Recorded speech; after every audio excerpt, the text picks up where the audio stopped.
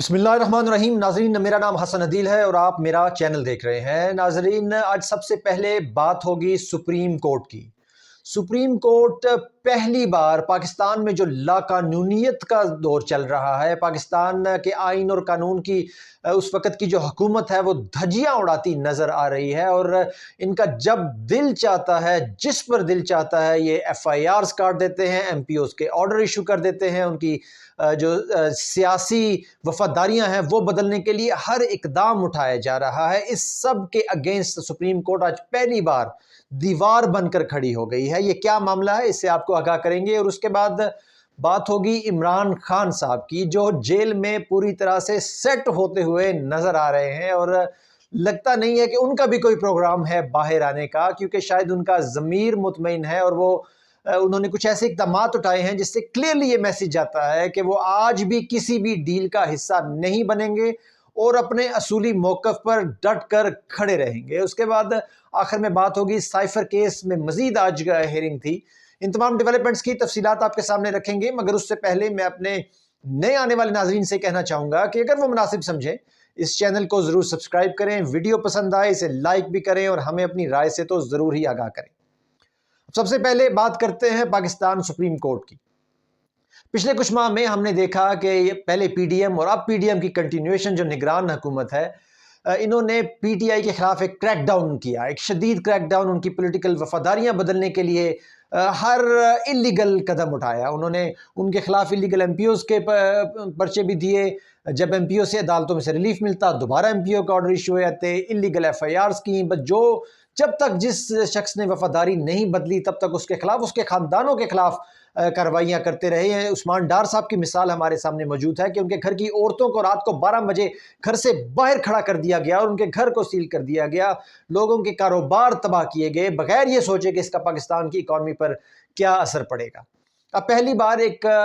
Historic فیصلہ آیا ہے پاکستان سپریم کورٹ سے، جس میں سپریم کورٹ نے ان سب کارروائیوں کو بند کرنے کا حکم دیا ہے۔ جی ہاں ناظرین، سپریم کورٹ کے جو ریٹن فیصلہ ہے جو جسٹس جمال خان مندوخیل نے تحریر کیا ہے، ایک 3 رکنی بینچ کا فیصلہ ہے۔ یہ کیس تھا جو اے آر وائی اور ڈاکٹر شہباز گل کے خلاف تھا، اور اس میں سپریم کورٹ نے نیچے ہائی کورٹ اور اس سے نیچے ٹرائی کورٹ کے فیصلے کو سیٹ اسائڈ کیا، اور ججمنٹ میں بڑے کلیئر آرڈرز دے دیے کہ پاکستان میں اب لاقانونیت ختم ہوگی، پاکستان میں اب آئین اور قانون کی پاسداری ہوگی، اور انہوں نے یہ ڈائریکشنز دی، یہ حکم دیا اس وقت کی جو حکومت ہے کہ کسی بھی صحافی، کسی بھی پولیٹیشین، کسی بھی پولیٹیکل ورکر اور ان کے خاندانوں کے خلاف ان کی سیاسی وفاداریوں کی وجہ سے کوئی قانونی کارروائی یا کوئی کسی قسم کے ایف آئی آر نہیں درج کی جائے گی،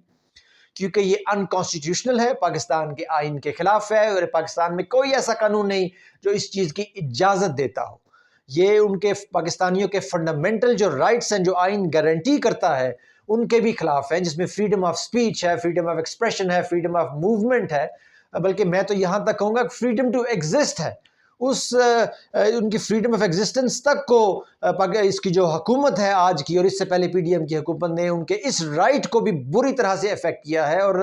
عدالت کے اس فیصلے کے مطابق ایسی کارروائیاں کرنا ملک میں خوف و ہراس پھیلاتا ہے، اور پاکستان کی جو عوام ہے اور جو پولیٹیشنز ہیں یا جو صحافی ہیں یا جو پولیٹیکل ورکرز ہیں، وہ جو ان کو سوسائٹی میں ان کا رول ہونا چاہیے، وہ اپنا رول صحیح طرح سے ادا نہیں کر سکتے، کیونکہ وہ خوف و ہراس میں مبتلا ہوتے ہیں۔ اور پاکستان میں جب لاقانونیت ہوگی، جنگل کا قانون ہوگا، تو کوئی بھی پاکستانی اپنا رول پرفارم نہیں کر سکے گا اور پاکستان آگے نہیں بڑھ سکے گا۔ تو یہ وہ ہسٹورک فیصلہ ہے، اب یہ فیصلہ تحریری طور پر آ گیا ہے، اور اب آگے آنے والے دنوں میں یہ جب بھی کوئی ایسی لیگل کارروائی ہوگی، سپریم کورٹ کا یہ فیصلہ ان کے سامنے رکھا جائے گا، اور یہ میں سمجھتا ہوں کہ صرف ایک شروعات ہے۔ اب کہانی جو ہے وہ ہائی کورٹ میں کافی عرصہ تک کیسز رہے، نیچے ٹرائل کورٹس میں کافی عرصہ تک کیسز رہے، اب یہ پہلی بار ہے کہ معاملات سپریم کورٹ تک پہنچنا شروع ہو گئے ہیں، اور سپریم کورٹ نے اپنے پہلے ٹیسٹ کو زبردست طریقے سے پاس کیا ہے، اور بڑا ہی کلیئر، بغیر کسی وہ درمیانی بات کیے ہوئے، جیسے ہائی کورٹ کے اکثر فیصلوں میں ہمیں نظر آیا، انہوں نے ایک بڑا کلیئر پیغام دیا اس وقت کی حکومت کو کہ اس طرح کی لیگل کارروائیاں بند کی جائیں۔ اب آگے بات کرتے ہیں عمران خان صاحب کی، جو اڈیالہ جیل میں ہے، اور ان کے جیل کا جو سیل ہے وہ بالکل چھوٹا تھا، پنجرے کی مانند تھا، اب اس میں توسیع کر دی گئی ہے، اس کا سیل جو ہے 35 فٹ سے تقریباً 60 فٹ تک بڑھا دیا گیا ہے۔ اور عمران خان صاحب نے آج ان کی جو پیشی تھی عدالت میں، اسپیشل عدالت میں، انہوں نے آج وہاں کے لیے ایکسرسائز کرنے کے لیے ایک ایکسرسائز کی بائسیکل بھی مانگ لی ہے، اور انہوں نے اس کے علاوہ گھر کا کھانا بھی ریکویسٹ کر دیا ہے، اور اس پر جو جج نے سپرنٹینڈنٹ جیل کو ورزش کے لیے مینول کے تحت سائیکل مہیا کرنے کا حکم بھی دے دیا۔ تو عمران خان صاحب لگتا ہے کہ اب وہ اپنی بھی یہ انڈیکیشنز ہوتی ہیں، یہ ایک میسنجنگ ہوتی ہے، انڈائریکٹ میسنجنگ ہے عمران خان صاحب کی طرف سے کہ وہ